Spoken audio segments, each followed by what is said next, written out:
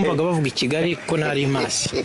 I Kigali rero naraje mageze sanga bavuga ko batoragura amafaranga mu ngarane mu mujyi wa Kigali. Ndaza ngeze i Kigali amafaranga pe nsanga nta hantu bayatoragura, ahubwo ari ukuyashakisha.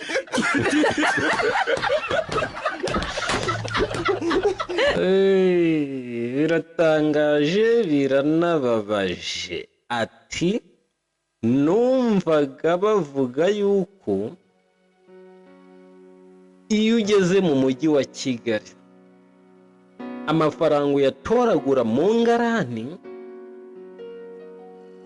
ariko mpageze si uko nasanze bimeze, ahubwo nasanze amafaranga ari ukuyashakisha ukayakorera. Uyu mugabo afite story ibabaje ariko inasekeje. Abantu benshi muri uno mujyi wa Kigali bawubamo batarawuvukiyemo, bafite uburyo binjiye, bafite story bagendeyeho kugira ngo bafate icyemezo cyo kuza mu mujyi wa Kigali. Abataraje bahamagawe mu kazi bakaza baje gutembera no gushakisha akazi, buri wese afite story y'ukuntu yinjiye mu mujyi. Uyu mugabo rero nawe afite story y'ukuntu yinjiye mu mujyi, ariko we uburyo ubyumvamo wumva ko bibabaje, ariko nanone wumva ari urwenya. Kanongere wiyumve i Kigali ko ntari imasi. I Kigali rero naraje mageze ngo numvaga bavuga i Kigali sinari impazi. I Kigali rero naraje mpageze, wumve uretse wumve sanga ngo nsanga ndabisemura, nubwo biri mu Kinyarwanda mu cyumva, ariko ndi bubisemure ndabisemura. Ngo nsanga bavuga ko batoragura amafaranga mu ngarane mu mujyi wa Kigali. Ongera unyumvira aka kantu, ngo bavuga ko batoragura amafaranga mu musarane no mu ngarane mu mujyi wa Kigali. Sanga bavuga ko batoragura amafaranga mu ngarane mu mujyi wa Kigali. Oya uretse wumve, ngo nsanga bavuga ko ngo batoragura amafaranga mu ngarane mu mujyi wa Kigali. Ngo ntangije sanga bavuga ko batoragura amafaranga mu ngarane mu mujyi wa Kigali. Ndaza ngeze i Kigali amafaranga pe nsanga nta hantu bayatoragura, ahubwo oya none uretse wumve, ngo ahubwo ngo nasanze ngo nsanga ngo nta hantu bayatoragura, ngo ahubwo uretse wumve ko kanasoreza, ngo ahubwo kuyashakisha ngo ari ukuyashakisha, ahubwo ari ukuyashakisha mu mujyi wa Kigali. Ndaza ngeze i Kigali amafaranga pe nsanga nta hantu bayatoragura, ahubwo ari ukuyashakisha. Barangiza nyine uyu muntu wakase aka kantu yayiraga ngo asetse n'abantu, ariko iyi story irababaje. We yaraje asanga amafaranga ari ukuyashakisha, ntago kuyashakisha nyine yavugaga ni ukuyakorera, no gushyira agapira hasi ugakina nk'abandi ugatsinda icyawe igitego. Abantu benshi rero bafite story y'ukuntu bagiye binjira mu mujyi, buri wese afite uko yawujemo. Hari abaje baje gusura bene wabo barahaguma, hari abaje baje kureba umujyi uko biba bimeze bafite tike ariko ibazana ikanabasubizayo, hari n'abaje bitendetse ku makamyo, abandi nabo baza n'amaguru ariko barahagera. Buri wese rero icyatumye awugumamo ntabwo nkizi, ariko buri wese afite impamvu ye yatumye aguma mu mujyi.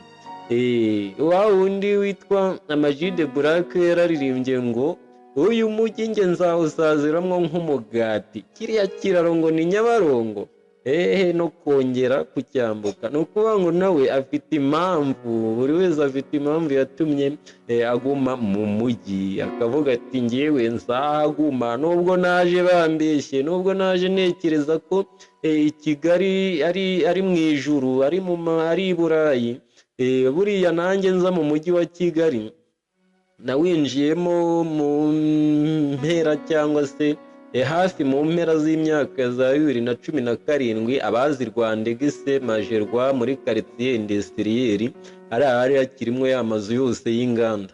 Ubu rero nka nyuma y'imyaka 3 wahazanye umuntu ukamubwira ngo hahoze inzu, ntabwo ibyo bintu ashobora kubyumva, kuko ubu ngubu tuvugana hari kuzura ibintu by'ibyuzi, hari kuzura ibintu by'amajaride meza cyane, imihanda irakoze, Rwandegise ibintu ni tayari, aho hose rero ntabwo wari kubwira umuntu ko azabona inzu nk'izari ziri mu Biryogo bataracamwo iriya mihanda akiri iwabo mu cyaro, umubwire ngo azabona karitsiye nka Gashyekero akiri iwabo mu cyaro, umubwire ngo azaba mu nzu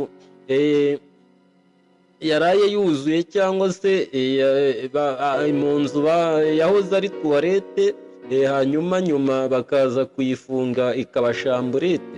Ibyo ngibyo ntabwo wari kubibwira umuntu ukiba mu cyaro ngo ibyo bintu yemere ko byaba ari ukuri, kuko twese twagiye tuwinjiramo tuzi ko ari muri paradizo, tuzi ko tugiye ahantu mu mujyi tuzajya tugenda munsi y'ama etaje tukurira ayandi.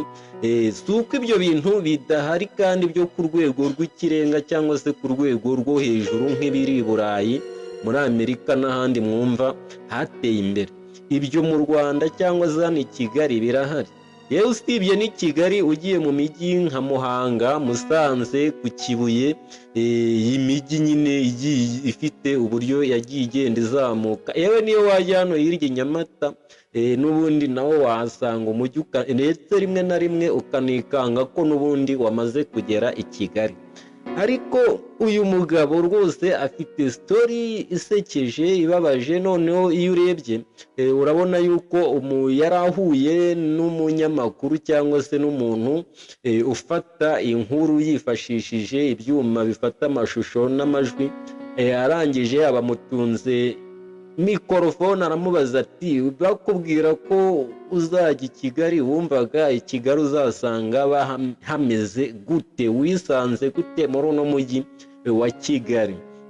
Ati njyewe numvaga i Kigali bambwiraga yuko ngo i Kigali ngo amafaranga ngo ugenda ngo ugatoragura mu ngarane. Urumva rero we yari yifitiye inyota yo gutoragura amafaranga, ibyo kuyakorera ntago byari birimo.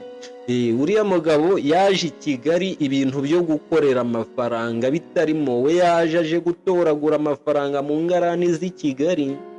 Ahageze ntumbaze ukuntu yasanze nta n'ingarani zihari, kuko ingarani zo ndakeka atarigeze azibona, kuko yahise we asanga gahunda ari ugukorera amafaranga. Yabigenje ate rero? Yahise ajya gutoragura amashashi, amacupa, inkweto zashaje, imyenda yashaje, agenda aca ku bipangu by'abantu, agenda ahamagara muri quartier ati iyo myenda ishaje turayigura. Ndumva ari uko, ariko nibura we yafashe icyemezo asanga ni ukuyakorera. Aravuga ati njye sinsubira iwacu mu cyaro, n'ubundi nahageze amafaranga ndayakorera. Rero ushobora kumva nyine ukuntu uwo mugabo byamugendekeye. We yafashe icyemezo aravuga ati amafaranga ndayakorera. Akora akazi abantu benshi hano muri uno mujyi niyo yaba ageze ku munota wa nyuma badashobora gukora, ariko we yaravuze ati sinsubira mu cyaro, nzahava ncyuye amafaranga. Nuko ibintu biba byifashe. Iyi ni Raza Media TV uba ugenda ukurikirana. Iyi story rero twayigiraho iki? Iyi story ugomba kuyigiraho ko igihe icyo ari cyo cyose ibyo watekerezaga byaba atari byo, bitavuze yuko ibintu byaba birangiye, ahubwo ugomba guhita utangira nanone ubundi buryo ugakomeza ukabaho. Ikintu cya mbere ni ukubaho, icya kabiri kandi ni ugukomeza kwiringira yuko ejo ari heza. Ariko nanone sinkubwiye ngo iringire ko ejo ari heza udakora ntacyo ushingiyeho. Ni ukuvuga ngo ibintu byose bigira ibifatika biheraho. Ibiheraho bya mbere ni ibitekerezo. Muri bintu nkunda gushimangira no kuvuga nshize amanga ni uko gutinda mu bitekerezo cyane nta kintu bimaze, ahubwo tangirira ku biri hafi, tangirira ku byo ubona, tangira ku bushobozi ufite.